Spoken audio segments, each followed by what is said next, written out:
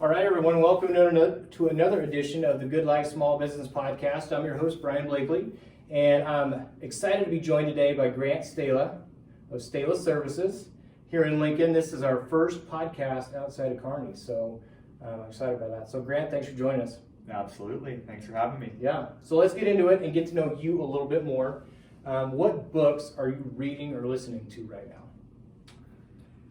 That's a good question. I like to listen to audiobooks all the time. Yeah. My most recent one is the financial, The Lifestyle Investor by Justin Brown. Okay. And he just released this book. It's his first time producing anything, but for the last 10 or 15 years, he's been investing in all sorts of things: businesses, real estate, commercial real estate, and residential. And so he just kind of goes through and walks through his deal making that he does. That's kind of the name of his game. He likes to structure the deals in the way that he has extra time for his friends and family. Okay. But also he makes it so it's beneficial to the business and the investors at the same time. So it's been really fun to think about the big picture financials behind mergers and acquisitions and just hard money loans and commercial real estate, whether it's remodels or starting up from scratch. But kind of trying to figure out a win-win for everyone? Absolutely. Yeah? Yeah. Very cool. What's the name of that one again? It's The Lifestyle Investor by Justin Brown. Okay, I haven't heard of that one. Yeah, Part of the reason I do this is because I'm selfish and I want to know more books that I can read and podcasts and things like that. So it's good to know. For sure. So how about podcasts? Do you listen to very many podcasts, or are there certain ones you listen to? Yeah. So he has a podcast. Okay. I've been listening to another one I listened to. It's called Tractionville. Okay. And I listen to it because we are implementing Traction, or as some people call it, it's EOS, the Entrepreneur's Operating System, with my Stahla Services business. Okay. So it's like the name describes, it's an operating system, and that the goal is to make the business work for me and not me work for the business. Sure. It's really fun. It's geared towards people that like to grow businesses, that like to scale them, and potentially have multiple businesses. Everyone in the company loves it. It gives us a meeting pulse. It gives us clarity around the accountability chart. Okay. The BHAG, the Big Hairy Audacious Goal, draws the BHAG down to a more doable 3-year goal, down to a 1-year goal, and then splits that 1 year into 4, so it's 90-day rocks, which comes from the Rockefellers. Okay. So there's been a book about it, about the rocks that they use. EOS, or Traction, is a conglomeration of all the best tools that Gino Wickman could find, which is the author and founder of Traction. So I've started reading Traction. good for I you. haven't finished it, but I started it, so I know. Yeah, it's a good book so far. I can't even remember why I got stopped, but it's a good system. A lot of people, from a culture standpoint and just effectively running a meeting and all that good stuff, a lot of people have said good things about it, so I need to finish it. Yeah, we love it. Cool. Awesome. Great. Well, let's just kind of go back. You've got a really interesting story. I was listening to another podcast that you were on, and just kind of your small business journey. Take us back, kind of walk us through that, and just let everybody know more about you and your story. Yeah, I grew up and lived in a few different states growing up, and went to 9 or 10 different schools. So I had a good variation of people, friends, lived around different family members. Sure. And that was wonderful to experience more of the U.S. with just different cultures. But my biggest my biggest blessing with starting this business is that I have 13 different family members that have their own small business. Oh, wow. So it's been a huge blessing because I grew up and that was more of the norm versus a job being the norm. Sure. A lot of them are in real estate, whether that's single family home rentals or mobile homes, Sure. mobile home lots, Yep. sales. And so growing up, I thought that was really neat. I had different businesses with selling things on eBay, Yeah. buying and selling terrible cars that broke down, Yeah. lawn mowing, detasseling, lots of different jobs and businesses. But coming into college, I went to school for business. I couldn't see myself in the different jobs that people get a lot of times coming out of business college. I found out there was an entrepreneurship program, and I went through that, the University of Nebraska Lincoln's entrepreneurship program. Okay. And my junior year, I took all the classes that they had. Yeah. And then I found out that there was another entrepreneurship program. It's called the Engler Agribusiness Entrepreneurship Program, or just Engler. Not sure what it goes by. But that after my junior year, and I took all of the first program's classes, I went and visited some family on the East Coast. Okay. And they have their own business, or a couple different businesses that they're working in or they own. And I gave them these 3 or 4 different ideas that I had coming out of these classes where Yeah. I was the leader of each little group, and in each group there were different businesses that you were supposed to work with. And some of the classes were marketing, some were focused on finance or business plan. Yeah. But I was the leader and I had 4 different businesses, and I really actually wanted to start something. Yeah. And soon. So I went to the East Coast and visited family, and I was telling them about the different ideas, and one of them stuck out. It was an entertainment trailer. So it's like a small bumper pull trailer that you pull behind a pickup, and then I was going to renovate. It's actually a concession stand where the side might open up. Oh, okay. And I was going to renovate that, and where the side that opens up was, you can build an inset area for a TV and speakers, sound system, and then you can have a countertop that folds down, and that can be a food prep area. Nice. And then a grill that swings around the back. But in the front part of the trailer, I would have a bathroom, because everyone knows that as you're tailgating, you use the bathroom a lot. Yeah. And I was talking. Sounds like a mobile man cave. Is what it sounds Yeah, like. absolutely. Yeah. Yeah. Go ahead. Sorry. I've yet to do that. We need to rent out entertainment trailers. Yeah. Yeah. Absolutely. But when I was visiting, I was telling my family the different ideas, and they had actually done business with a portable restroom company owner, a couple of them, and they had some of these restroom trailers, which were the bumper pull style, similar style of the entertainment trailer. Okay. But it's just bathrooms. And they knew the financials of the company, and they knew they were doing well, and so they suggested splitting those 2 off. And if I wanted to do an entertainment trailer, go for it, but there's an actual market for the bathroom trailers. Got it. So I was there for 10 days, and I was talking to my Uncle Tim about it the whole time. He's a cricket farmer up there, raises millions of crickets a month. Really? Yes. Yeah, they're very, very interesting people and good at what they do.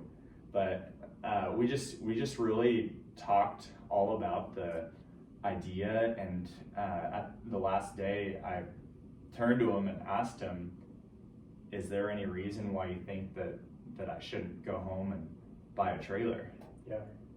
And he sat there and thought for a minute, didn't say anything, and finally said, no, I can't think of a single reason not to go back and buy a trailer.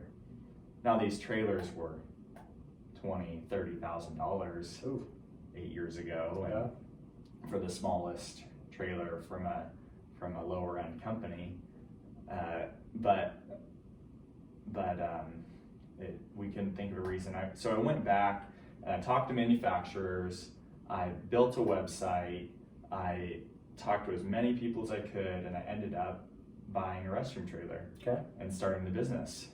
And after I bought a trailer, I realized that you needed a truck with a waste tank to pump out the waste from the trailer. And you kind of realize these things that you need as you go along. Sure. But that if you knew everything that was going to come up, all the issues and things you'd have to buy, no one would start a business. Right. You never get into it. Yeah. Absolutely. So I bought a trailer, and then 2 months later I entered a business plan competition at the University of Nebraska. And by that time I had 9 jobs. I had maybe $13,000 on the books. And I entered the competition and I ended up winning it. And the grand prize was $50,000. Wow. So that in addition to my other financing was a huge kickstart to my business. So skip forward to today, we have 36 trailers, and we just put in another order for 18 more. So we'll have 54 trailers by the end of the year, and 10 trucks, 9 employees, 3 locations, 1 in Lincoln, 1 in Omaha, and 1 in Kansas City. Okay. And then next year we're looking at opening 2 to 3 more locations. Wow. Congratulations, that's awesome. So there's a lot there that I want to talk about. One thing that I found interesting though is that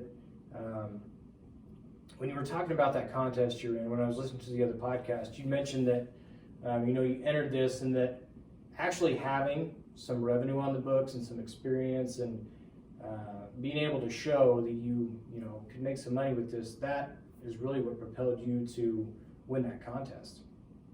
Yeah, that's exactly right, Brian. I'm actually a judge for that contest now. Okay.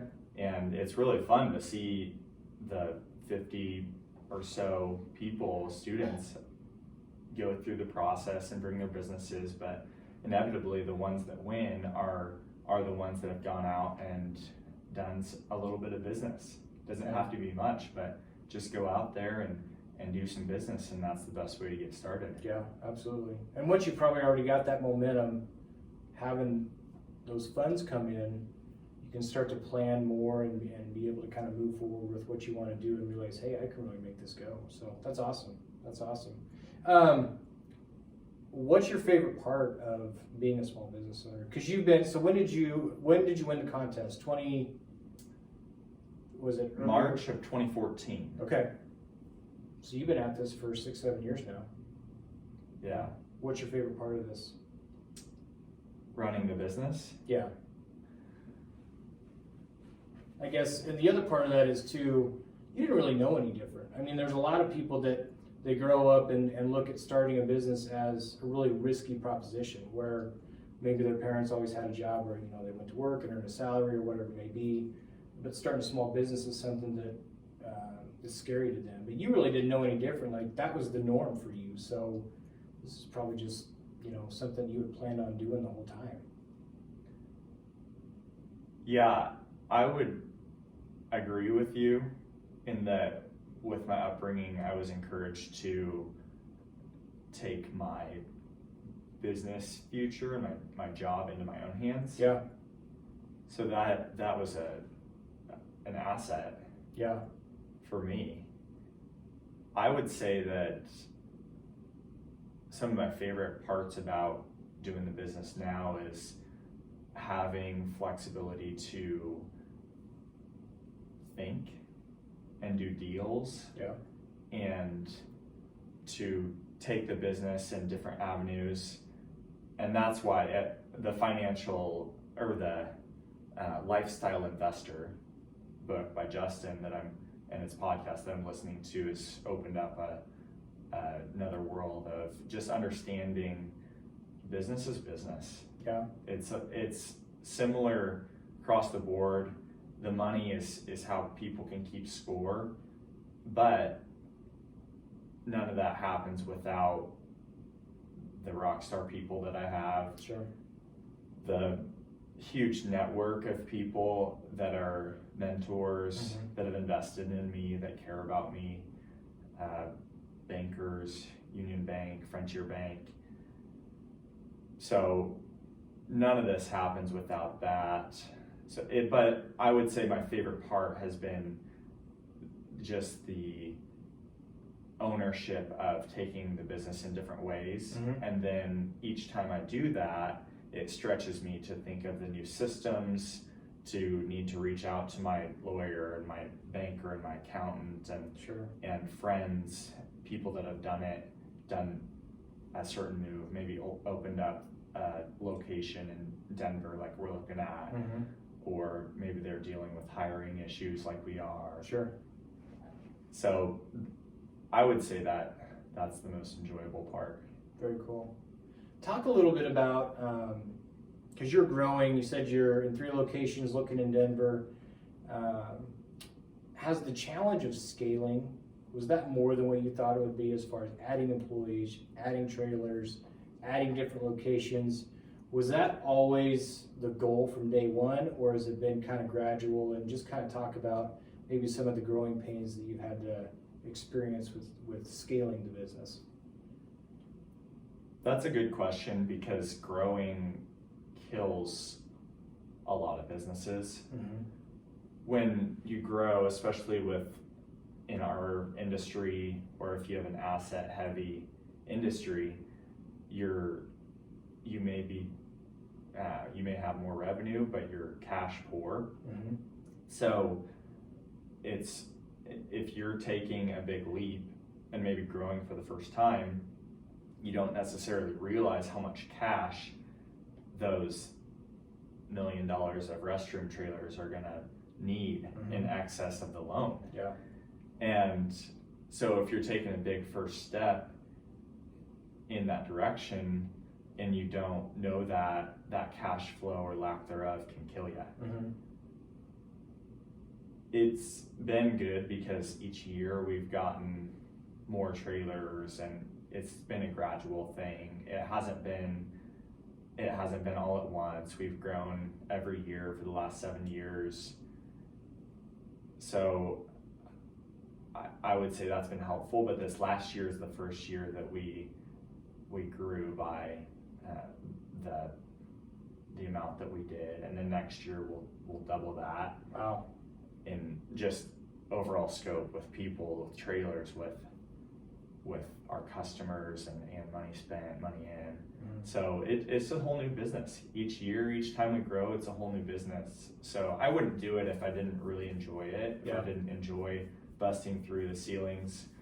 And our overall plan is to grow. Our big, hairy, audacious goal, our BHAG, which is what traction is, what our goals, your goals, everything is built off of. We're going to be in 50 cities and have over 1,000 trailers. Wow. So we went from 18 trailers a year and a half ago, and the end of this year we'll have 54. So we're going to be on track for that in maybe 10 or 15 years, Lord willing. But that's, so each year growth is within that, but we just need to know our ratios and numbers. So we don't kill ourselves or shoot ourselves in the foot. Absolutely.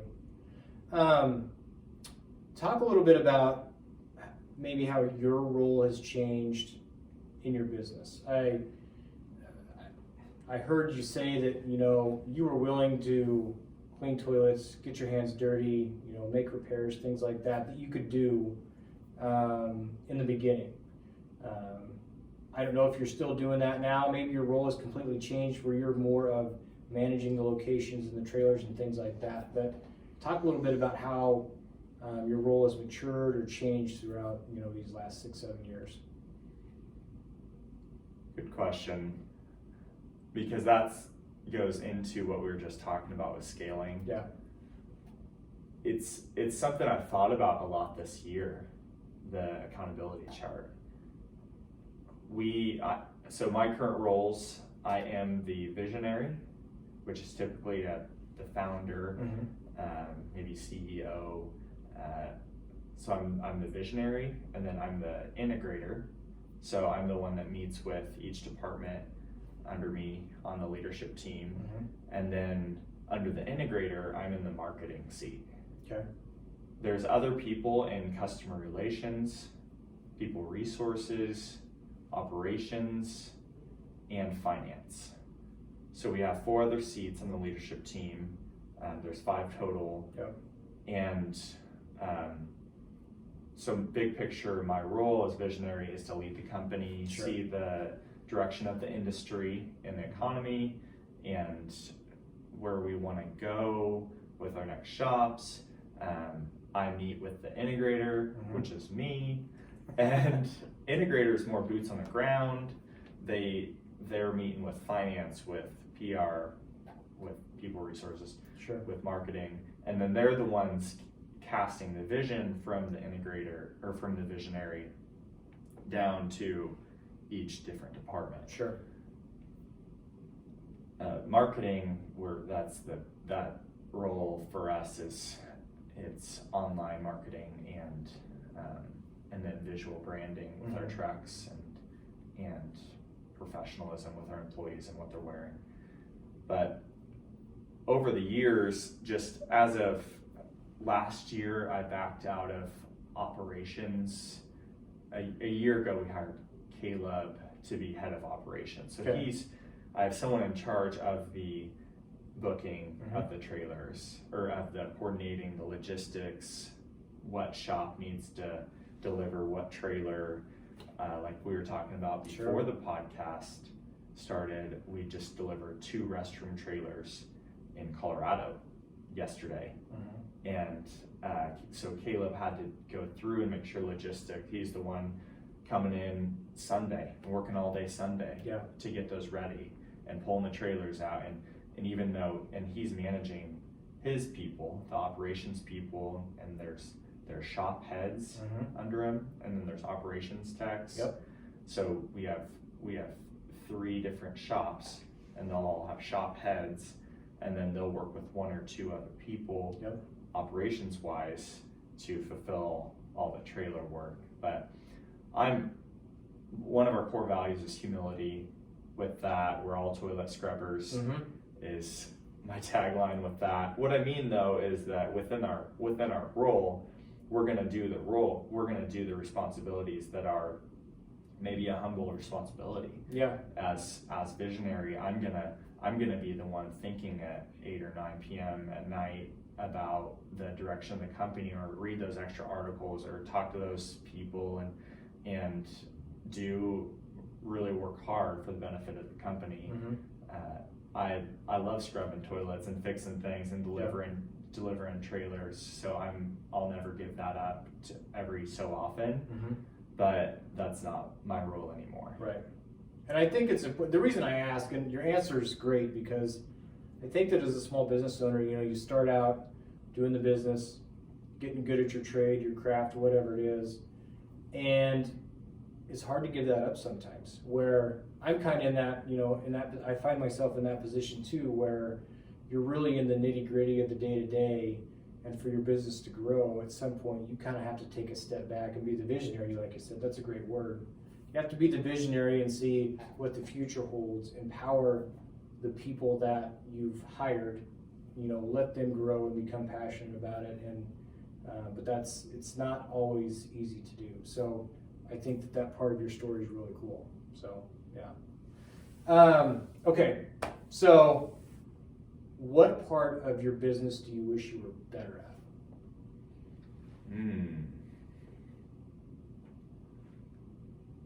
Last year, my year mission was to not be stressed and not be anxious. Okay.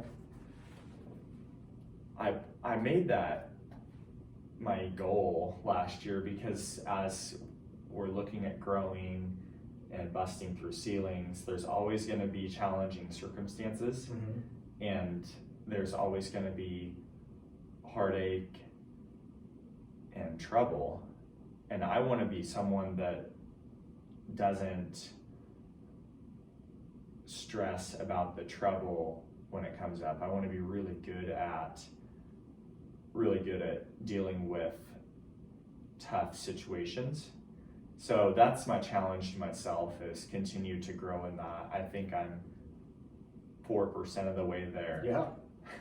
Yeah.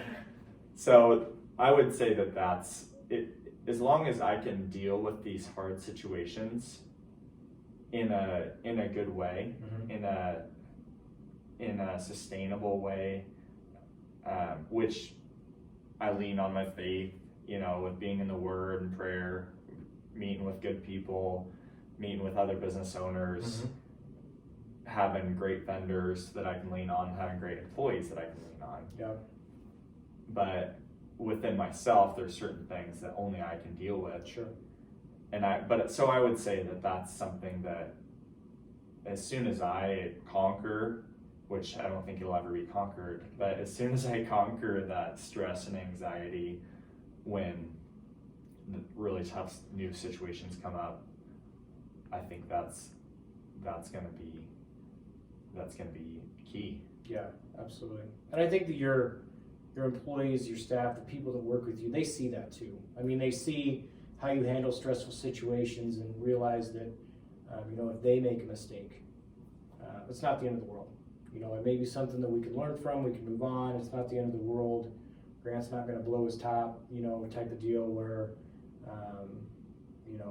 everybody's going to be okay the next day. We'll move on and learn from it type of deal. And so I think that projecting that to your employees too, that's huge. It's a really big deal. So yeah, absolutely.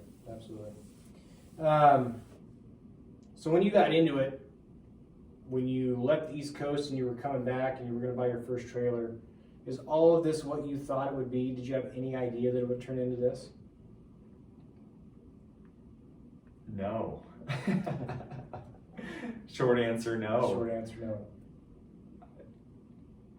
I think when I first started, I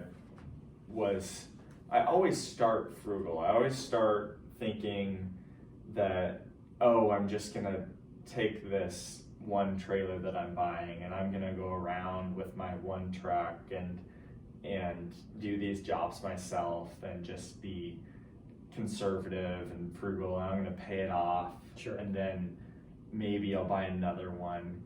Well, what ends up happening is I feel like I have that one new venture handled, and then I start dreaming, and that's a problem when I'm in charge of finances and when I'm the only owner. Sure.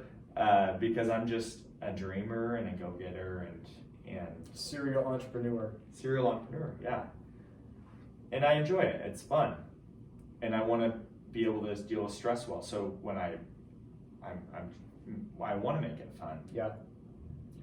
So I would say that no, I didn't know where it was going to be. I do understand that, and this kind of goes back to my faith, but I understand that nothing is out of question for the future.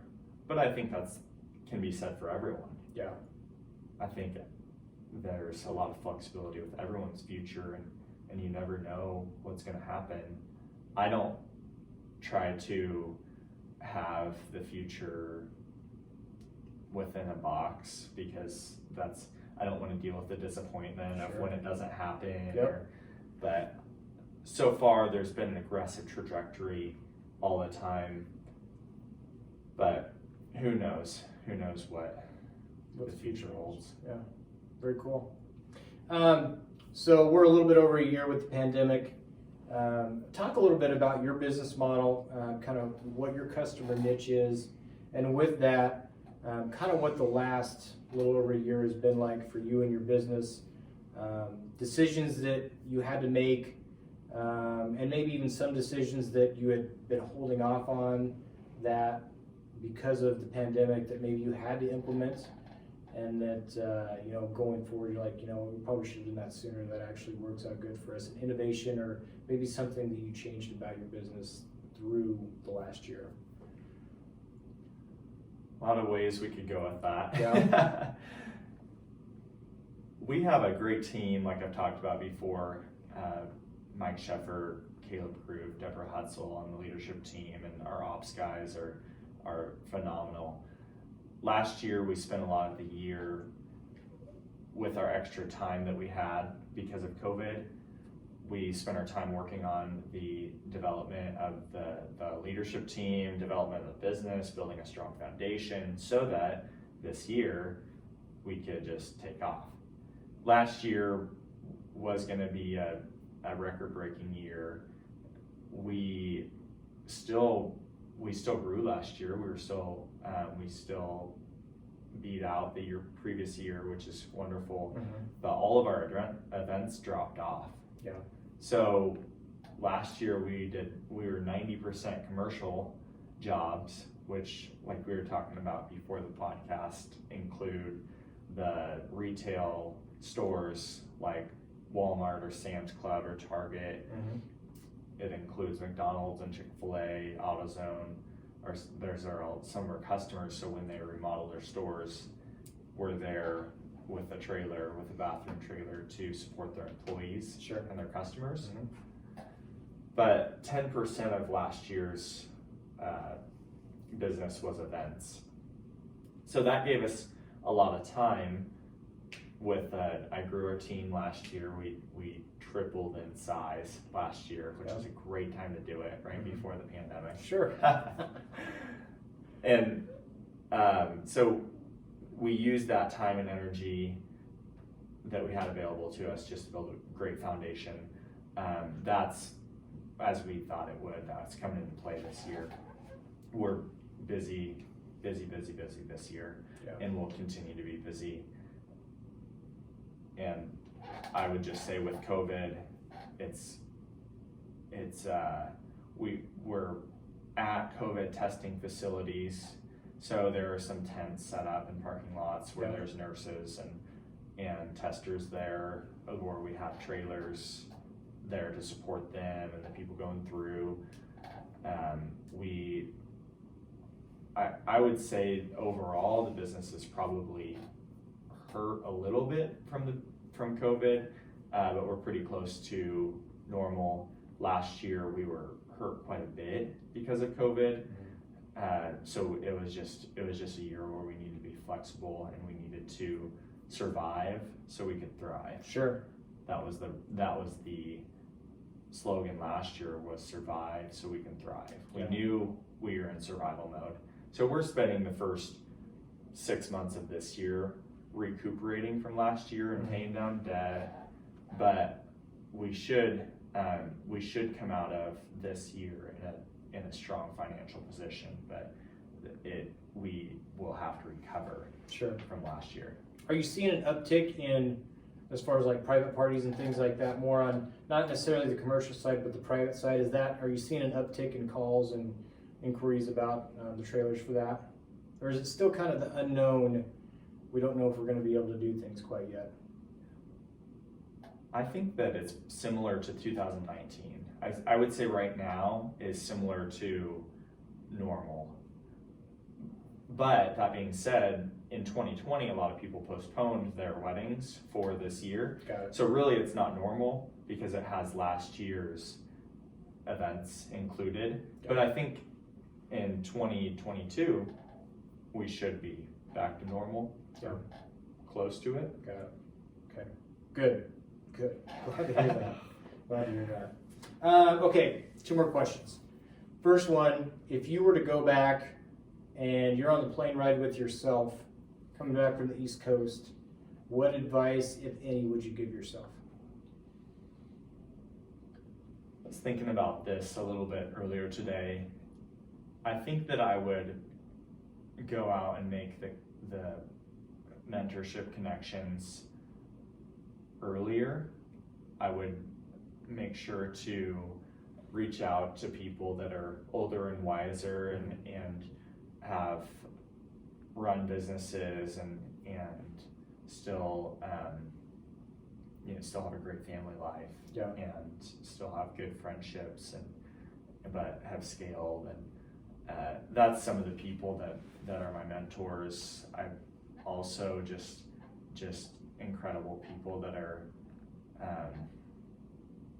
really quality people, So going back, I would say that should be should have been a higher emphasis.